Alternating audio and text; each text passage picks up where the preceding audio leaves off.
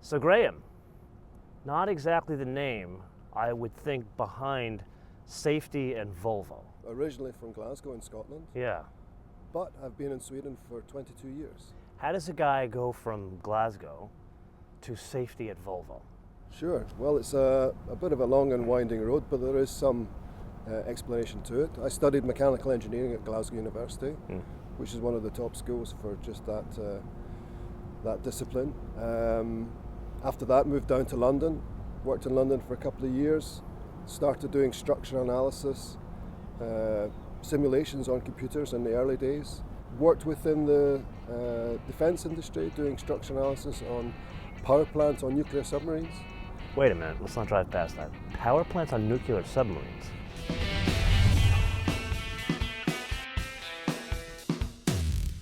Basically, the kind of work I was doing there was doing analysis, safety assessments on the defuel and refuel of the nuclear fleet. So when the nuclear rods were, past their first lifetime, then they'd be taken out and replaced. And of course, we would need to analyse what would happen in the event of certain situations. So would you look at the structural integrity of the vehicle itself and the container for this? We would look at possible dynamic impacts on the submarine hull, and then eventualities of things, possibly falling on the open core of the power plants. I've been doing this for a long time. Sure. I've spoken to a lot of engineers, a lot of designers. None of them have said they have worked with nuclear submarines. You are definitely a first. Having worked in that branch, I know that I have many good and able colleagues working with me there, so I'm not alone. Okay, so how do you go from nuclear submarines to Volvo? Sure. As I mentioned, I was doing structural analysis, and in the early days with computer simulations, and then I was using certain types of codes which are used also in the automotive industry. So basically highly dynamic impact analysis, that's the kind of things you do in crash analysis in the car industry as well. Was it a straight jump from defense to cars? Well, I went actually from that work over to Germany, working in the car industry in Germany for 3.5 years. What car company? That was with General Motors and Opel. Okay, so you were in Rüsselsheim. That's correct. Sprechen Sie Deutsch? Ja, es war schon lange her, leider, aber ich kann immer. Wow, look at you, man. So German, Swedish, and English. German's a bit rusty, but Okay. Certainly English and Swedish. Okay, so you make the jump from Opel over to Sweden. How long have you been at Volvo? I've been at Volvo since, as I mentioned earlier, I moved to Sweden for 22 years, and I worked on and off for Volvo for a period of about eight or 9 years.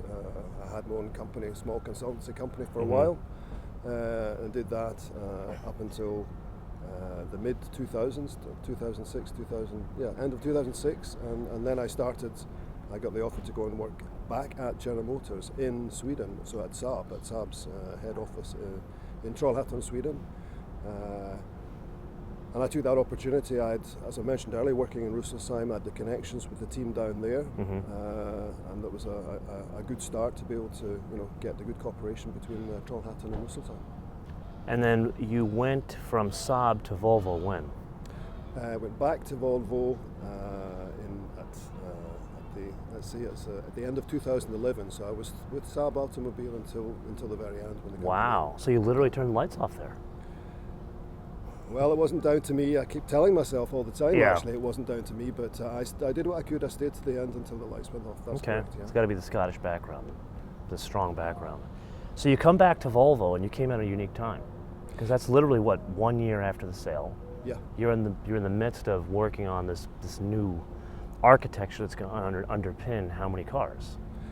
Yeah, well, we're hoping to reach a total sales volume of up to 800,000 vehicles by 2020, and right now we're full steam ahead to a target of 600,000 vehicles, I think, hopefully by the end of next year, I think. So.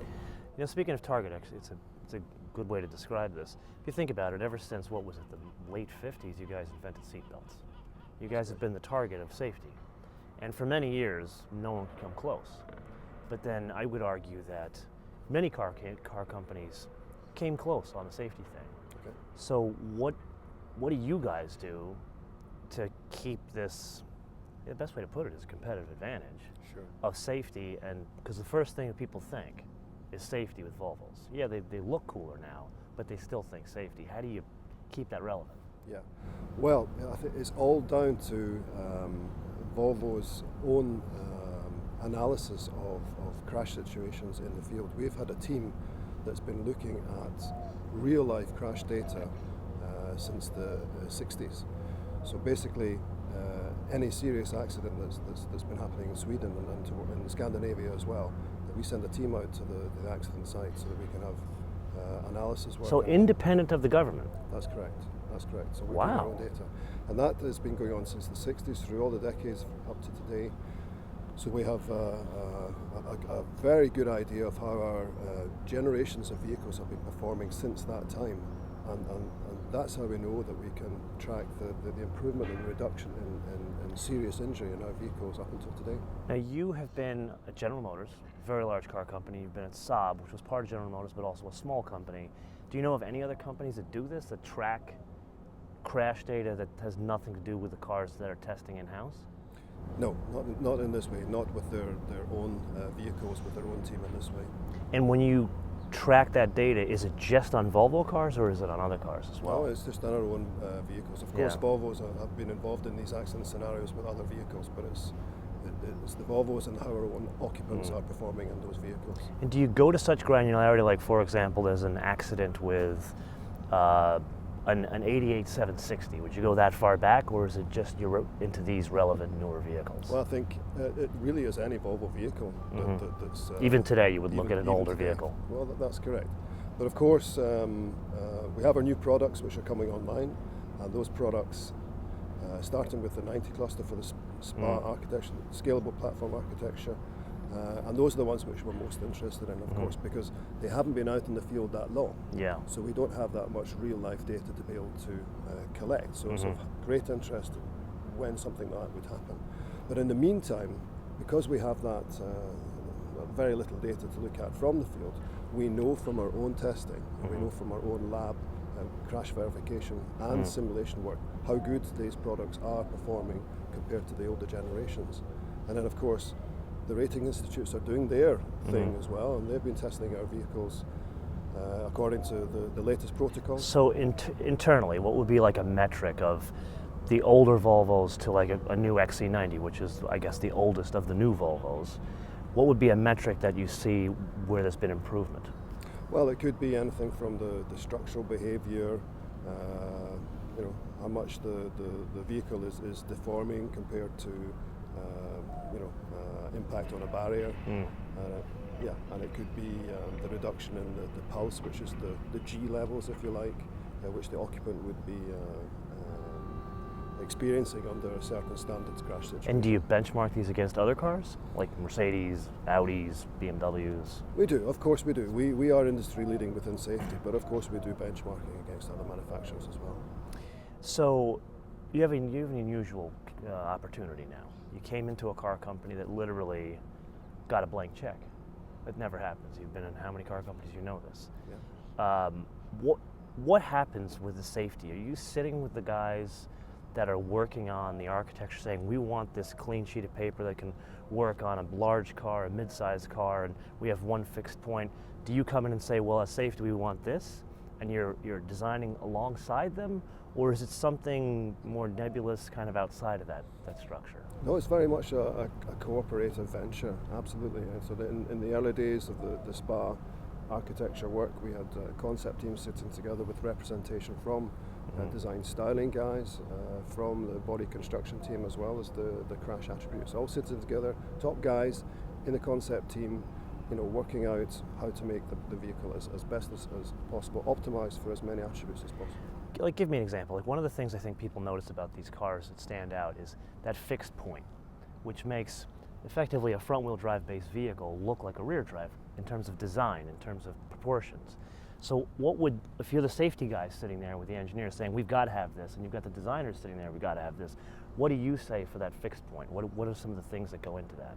Well, we look at intrusion, structural deformation as well. Yeah. We got to have some kind of crash space and a remaining space after the crash situation, which was going to give some limitations on how tight we can make the engine, for example, and the front wheel centre to the H point where the occupant is sitting. So intrusion levels, clearance levels as well, as far as crash zones to from the bonnet, for example, down to the engine top. So these kind of ideas are what we're feeding back into that kind of a concept situation. Now, the other thing that I've noticed that's interesting, you guys have this opportunity in materials. Yes. Like you spent a lot of time talking to me yesterday about the use of different types of steel. Yes. So you have this opportunity where you've done a lot of boron steel here. Yeah. What was the decision process to say, okay, we want boron steel as opposed to aluminum, as opposed to even like the derivations of carbon fiber?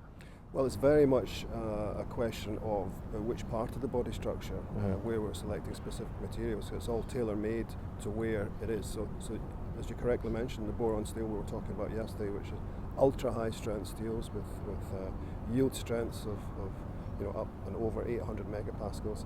And these are the kind of very stiff steels that we want to have in the body. Let me stop you there for a minute. Explain to our viewers what megapascals mean. Well, it's a unit of measure as far as structural strength is concerned. So an everyday common steel would be around about 200 megapascals. That's that unit. Ultra high strength steels are then up to four times as strong as normal everyday steels. And the mass itself, is it the same in terms of weight, or is boron lighter? No, it's basically the same kind of weight. So what it allows us to do, because we've got this specially treated ultra high strength steel, it allows us for the same weight we could actually have a very strong performing structure in the body cage where the occupants are sitting, which allows us then to perhaps reduce the thickness of that plate. So we could, in the end, have an altogether lighter structure whilst having fantastic crash performance as well. Oh, so that would be one of the things you're working with the architecture guys on. Exactly. Fantastic. And is that the same, the choice of materials, was it the same between the 60 cluster and the 90 cluster? It is very much so. That's the architecture word that we're talking about. So it's very common from the 90 cluster into the 60 cluster. That's exactly right. Is there a challenge that you face when you go from a larger vehicle, which, the old adage is you want to have some tin around you, you want some metal around you. Sure. Is there a challenge in reducing that? Is there something you have to do differently to keep the strength in a smaller vehicle, even going down to the 40 cluster? Yeah, very much so. And this is where our intensive simulation work comes in the early stages, to be able to help us to have the right information, to make the right decisions on these kind of other challenges, as you rightly say. And for the 60 cluster, for example, it's a slightly smaller vehicle, which means that the occupant space is slightly smaller. The occupant is sitting a little bit closer to the steering wheel, the feet a little bit closer to the dash, and so on. So, our simulation work allows us, in any case, to take care of that situation so that we can get, the crash performance as good as we can. When you started doing this, you rightly pointed out, and by looking at, like the way you part your hair, you're welcome. It's our fellow London background. Sure. Do you have a new challenge now of packaging batteries? Does that present a different challenge besides packaging tanks of gasoline? It does. The battery installations, they are quite heavy structures, so they increase the weight of the vehicle, which in themselves then can increase the pulses I was talking about, the acceleration levels when you're impacting barrier. We've got to take care of that, and we have to have a structure around these battery installations which will perform to our requirements at Volvo as good as normal vehicles. Now, we have a tradition here on the show, and that is I'd love to leave a question for the audience, get their insight on what you and I are discussing. However, what I like to do is have the guest ask the question. So is there something you have a burning desire to know from the audience about your work or your company that you want to share here? Yes, I do, actually, and I think that Volvo is very well known for our work in the field of safety. I think we are making great advances in other areas as well. The vehicle looks great, and I think that I would like to ask the audience, what above and beyond safety, what other attribute, what other thing about Volvo is apparent to you, is obvious to the audience. So is it design? Is it fancy seats? Is it stereo systems? Exactly. Anything but safety. Anything but safety. Yeah. That's a good question. I could give you an answer here, actually. Okay. You know what? I'm going to save that for the fun fact. How about that? We'll save it for the fun fact. So answer the man's question in the comments below or via our social media, MotoManTV, MotoManTV all in word, MotoManTV all in word, Facebook, Twitter, and Instagram. And with that, I want to leave you with two things. Number one, please unsubscribe to us and then resubscribe. Click notifications. This is how much YouTube has screwed up the platform for YouTubers big and small. And number two, this is the fun fact. So I grew up half of my formative years on Volvos. I started on, way back in the day, a 760 turbo diesel that had the engine that was made by Volkswagen Audi, the turbo diesel, this inline six, and then moved to a 88 760. So for me, Volvos, beyond safety, because I didn't sell my mother on the safety part, I just wanted to get away from Buicks. True story. For me, it was the incredible interior. Okay. It had this super simple, like, the color and trim, people back then I couldn't tell you what color and trim was, but it had this super simple design on the seats. Yeah. And then it had this equalizer stacked below the regular din-sized deck, and the whole thing was made by Alpine. Wow. So there's my answer to your question as our fun fact. Great. Yeah. Way to go. Okay. Oh, you know what? I want to ask, what was your first car?